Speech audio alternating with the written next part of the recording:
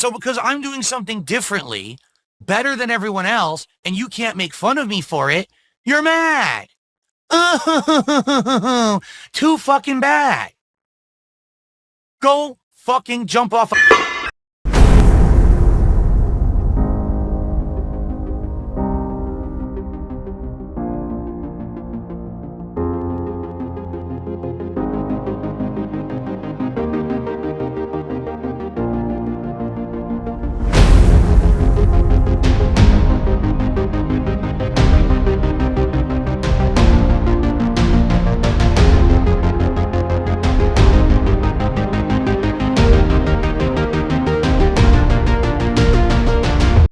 I'm gone from video creation for a month and Phil starts telling people to go take the long nap in the pine box? I don't think even King Jad had that on his bingo card. But now, true to form, Phil is going to realize he went too far and back off today, right? Right?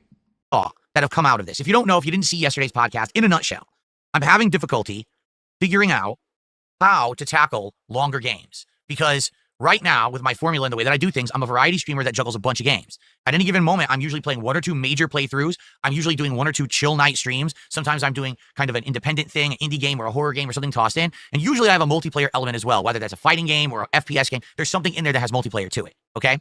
And who gives a shit, Phil?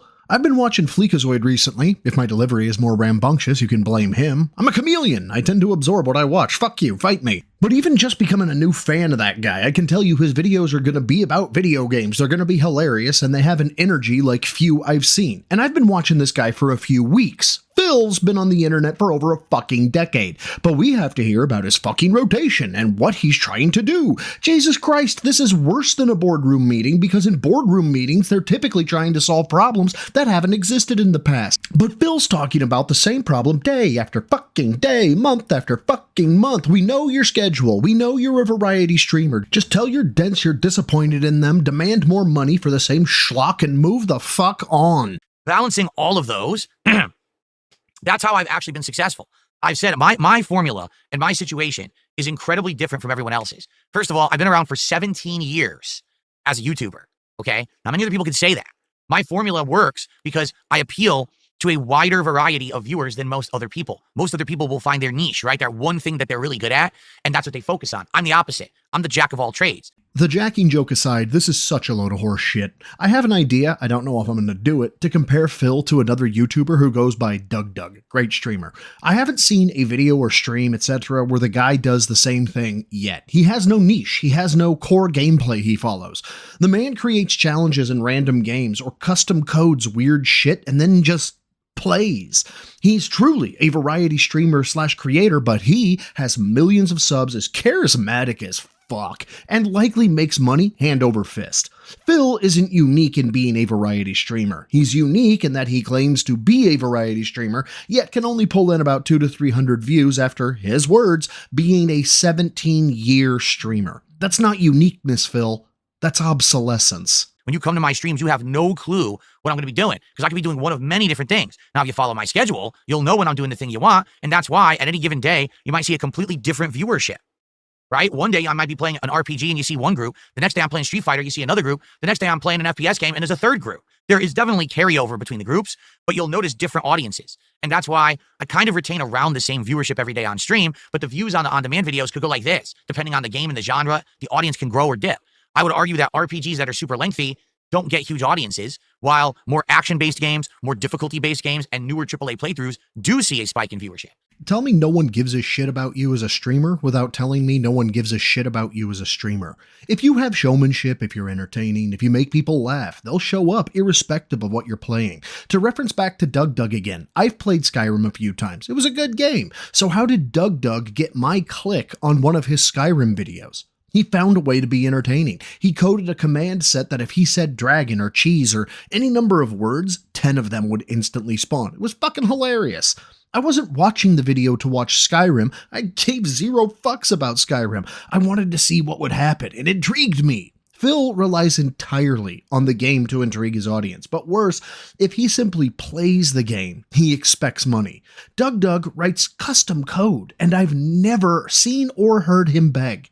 Make it make sense, Phil. So I am very different than most other creators. I'm not like other girls. And when people say to me, well, I don't get it because other creators can do this and be successful. I say, yeah, but I'm not other creators. Do you get it?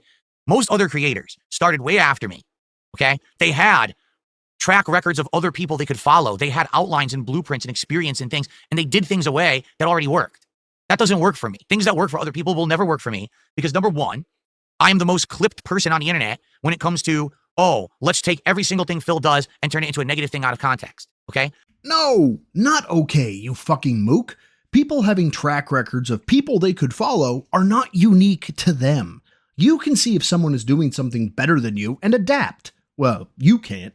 Because your ego is so vast, it's likely detectable on some wavelength we've yet to discover. But you could adapt and learn just like others do. And you can do things the way that work, but that would require humility and a drop in cash flow while you build an audience that doesn't have a collective IQ of 6, something that you are not willing to do. But don't paint yourself out to be some victim. You're choosing this life. You're choosing to be a grifter. Suggesting otherwise is disingenuous and pathetic. Stand on your decisions, Phil. Be a man. My actual uncut gameplay, on average, probably does anywhere from 300 to 500 views a video, these days. If it's a good big playthrough, I can get 1,000 views a video. But the clips channels that take everything out of context and literally spin it negatively to lie and slander me get tens of thousands of views a video. So every day when I'm streaming and uploading, I'm literally competing with people who steal my content live and upload it before me. So people who want to see Darkside Phil see it from someone else first. Full disclosure, I'm making this the same day Phil is streaming it. Fuck you, Phil. I'm not stopping. You can't make me. Quit. Fucked. There's no way for me to stop this process besides becoming incredibly wealthy so I can hire a team of lawyers to sue those people into oblivion. Well, guess what? I'm not going to become incredibly wealthy and I'm not going to be able to do that. So instead of saying, oh, Phil should just do what everyone else does, I think it's time for people to wake up and be realistic. I can't because I'm not everyone else. I'm not in the situation of everyone else. It's complete mass theft, complete mass crimes being committed every day, and there's nothing I can do about it. If those channels were not allowed to exist, I would be getting all of that viewership. It may not be positive viewership, but I would still be getting those views. I would get more exposure in a more fair way. So it doesn't matter what everyone else does. They literally don't have an army, a community of business trolls who literally steal their content and make money off of it every day. So when I hear things like, oh, well, so-and-so can just play a game nonstop and not quit it for 2 weeks, why does it work for them and not for you? Because I'm Darkside Phil, one of the most fucked with people on the internet. And until you realize that, nothing you say has any validity. Period. Okay? Yeah, take that power sip, Phil. Gotta wash out the taste of all that absolute bullshit you just unleashed, don't you? You're not a victim, Phil. Everyone gets clipped or referenced. I have, and I was happy to see it. I was humbled by it. But then again, Phil, I don't have a running track record of being a horse's ass to people for no goddamn reason, a la Lavinia, King Be Cruel, Arkham, or any one of the other probably hundreds of people you've been an absolute shit stain to. Phil is the embodiment of wanting to be able to say and do whatever he wants while being unwilling to suffer any consequences that he brings upon himself. There's a term for that, Phil. It's called cowardice. So, basically, what I'm seeing is a couple of different schools of thought. Some people are saying, dude, just skip all lengthy games, all right? Now listen, I could do that. I could become a guy that sadly just doesn't play any more RPGs. Because RPGs are lengthy. I'll never get through one. I'll never play a visual novel. I'll never play any game that's longer than 20 hours. Because anything that's longer than 20 hours is going to take me over a month to beat. Get it? Doom was the exception, because with Doom the Dark Ages, I literally made my schedule play it every day so we could beat it just a little over a week. And that one I think did fine for what it was, but you notice that when I played Doom, I wasn't playing a lot of any of the other games that I was playing. Clear Obscure, Blueprints, they all took a back seat. You see what I'm saying? So the way I see it is, do I skip all RPGs and all lengthy games? Because they're going to take too long and you lose the audience over time. Okay? Another school of thought is this. When you play a lengthy playthrough, a game that you know has a ton of content, okay? Try to focus on the story. And that's a big departure. That's a big departure for me. Because remember, I used to do that ages ago when I was a YouTuber that was just on demand, okay? Sadly, what was I going to say? Sadly, with that, I got distracted by someone in the chat. I'm sorry. What was I saying? Squirrel! I got distracted by you guys in chat and I lost my train of thought completely. I got to get back on track. What was I saying?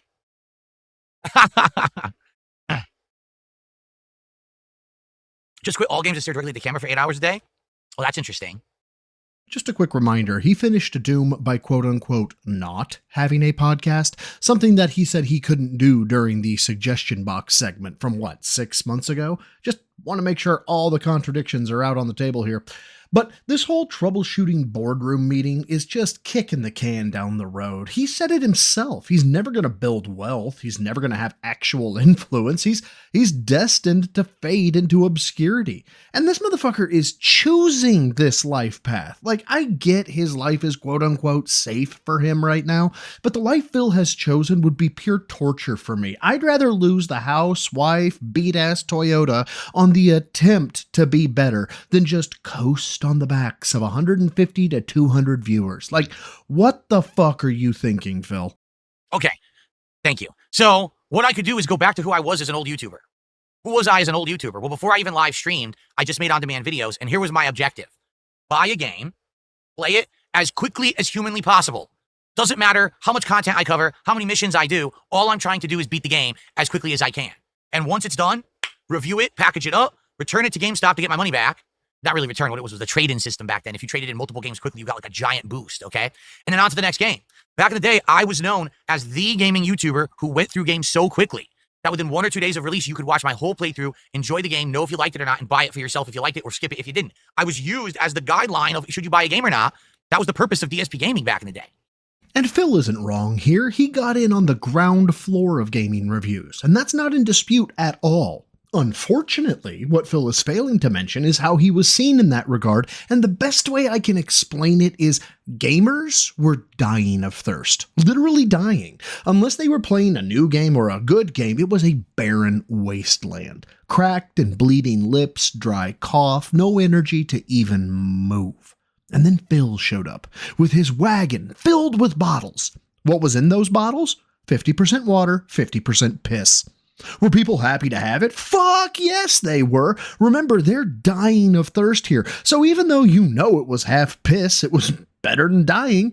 Shortly thereafter, here comes, PewDiePie. And he's stocked up with tap water. What do people do? They stop drinking the piss and go drink the tap water. Ever since then, Phil's wanted recognition for bringing pee water to the masses and never changing his recipe until finally the health department of this little imaginary scenario showed up and said, look, you keep using piss water, we'll shut you down.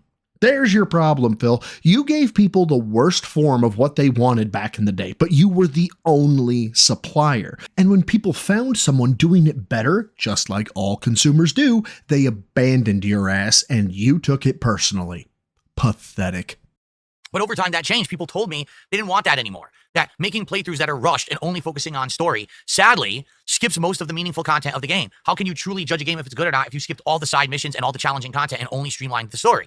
So people told me, Phil, you're a dinosaur. Phil, your model's outdated. You need to change and update with the times. Everyone today is becoming interactive. Everyone does the side content, talks with their audience. You got to change. Yeah, what he's talking about right now is when they made him stop selling pee water. So I did. In the last 10 years, I completely changed my model to now be interactive, side content, shout outs, talking, everything like that. And now the games take a hell of a lot longer to beat.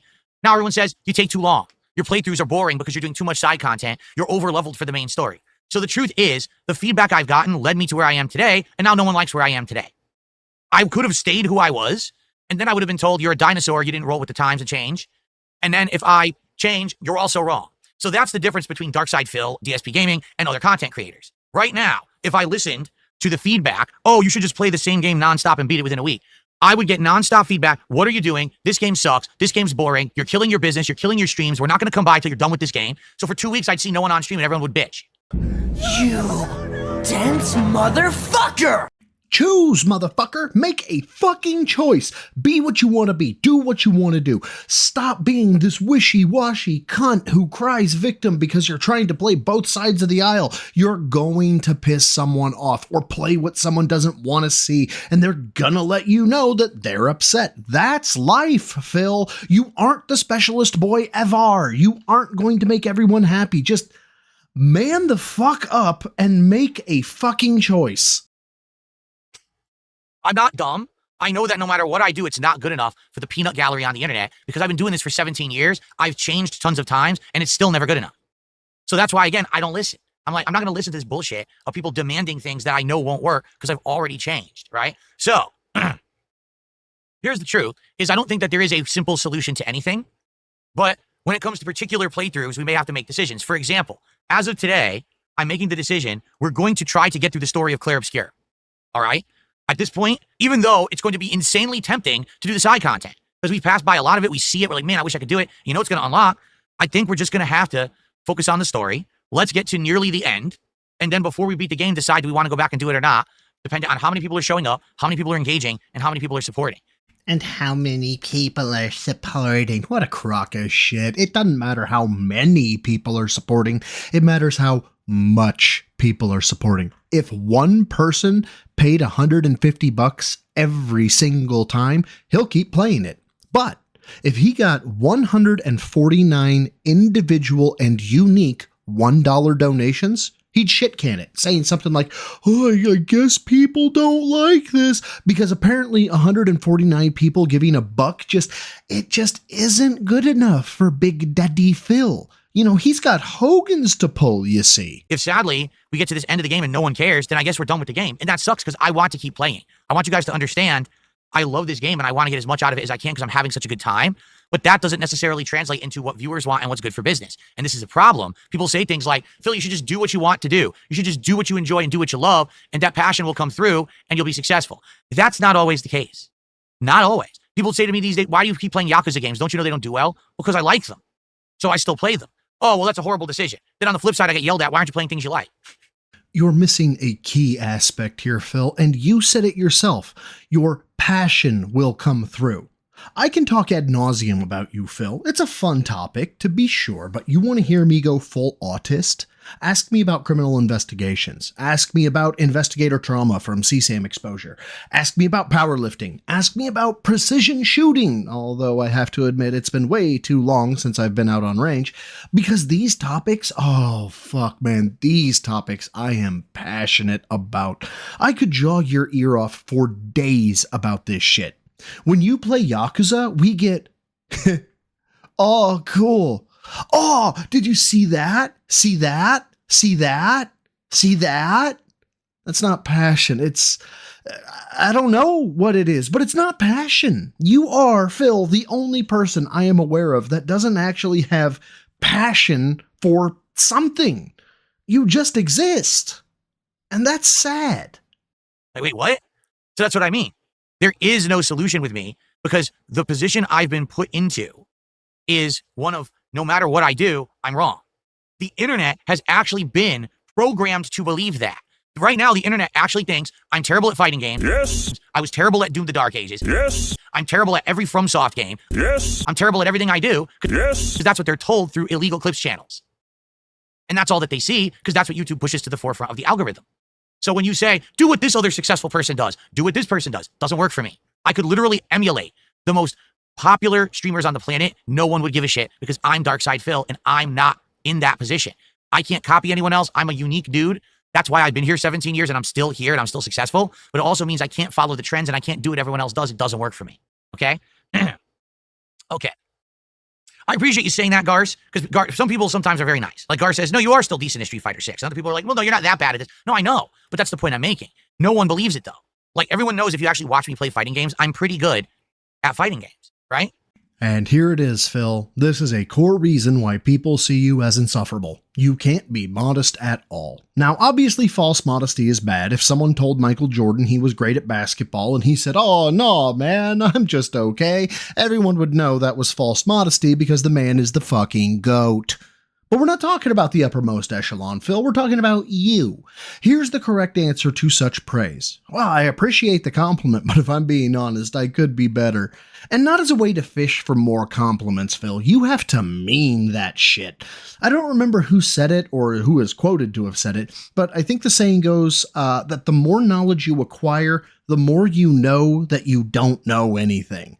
That's a true student of life, someone who thinks like that. However, the arrogant, Phil, think they know everything, which is why Phil is the poster child for Dunning-Kruger, which I am 100% positive he would take as a compliment. Everyone can agree there.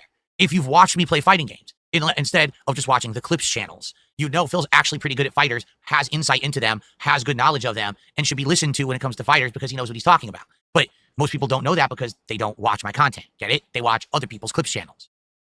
So there you go. Same thing with Doom. I was not bad at Doom the Dark Ages. I wasn't great, but I wasn't terrible at all. Watch the playthrough. Very few times did I even have difficulty. Maybe 2 challenge rooms really pissed me off. Outside of that, I cruised through the game on the harder difficulty. Wasn't a problem. Anyway, so here's what we're going to do. Today, starting today on this stream, we are going to just go through story content. I'm actually leaving wherever I am because I know I was in the middle. I think we just finished a side content dungeon. We're leaving that and we're heading straight to the story. So we're going to go right to there's 2 story parts to do that are available. I'll just pick one. We'll do it. We'll pick the other. We'll do it. And I believe that when you beat both of those, you actually end Act 2. Then we'll be in Act 3. We'll continue the story. We'll keep going until we get to the point of no return. And when we hit that point, then we'll decide, how is the playthrough done? Has things gone well? Are people showing up, engaging, and supporting, right? And then if they are, well, then we'll spend more time and we'll go back and we'll do all the side content that unlocked that's challenging and fun to do. But if the playthrough's dead, then it's dead. And we just finished the story and we're done. We've already played 47 hours of Clair Obscur in a month. I've loved every moment. It's definitely going to be one of my Game of the Year contenders. It's sad that sadly people won't allow me to play it at my own pace and enjoy it. But what can I say, right? And then you have people who say, oh, well, it's because of this. You should have played it at a harder difficulty. You should have done this. You should have done that. Please bite me. There's always an excuse why DSP isn't good enough. It doesn't matter what difficulty I play a game at. Look what happened with Doom. I played it on the harder difficulty. Phil, you still suck. So fuck off. No one cares. Really. No one cares about every little silly, stupid gripe you have about Darkside Phil. You all don't matter. What matters is those who actually show up and engage and support with my raw content here on the channel. Not the clips, not the consensus of me on the internet. All of that is white noise that doesn't matter. That's what a lot of people don't seem to understand. It doesn't matter about anything outside of what's broadcast or uploaded to this channel. None of it matters to me. It doesn't affect me in the least, positively or negatively. I just need to find enough people to come for the core content to watch and engage and support it. And if you believe that Phil doesn't care and it doesn't bother him, I have a bridge in New York to sell you. Big ups to Duty Streams for the clip, I appreciate it. Big ups to all my members, newbies and neophytes, of course, with extra love for my gym rats. As always, I am humbled by all of your support. Until next time, swole is the goal for a troll. Lift heavy, eat clean. There is something magical about Phil making every one of his fuck-ups the problem of his viewers. I'm wondering what's going to happen when those overshirts won't button anymore. Now, guys, as you know, the dryer has always been a detractor.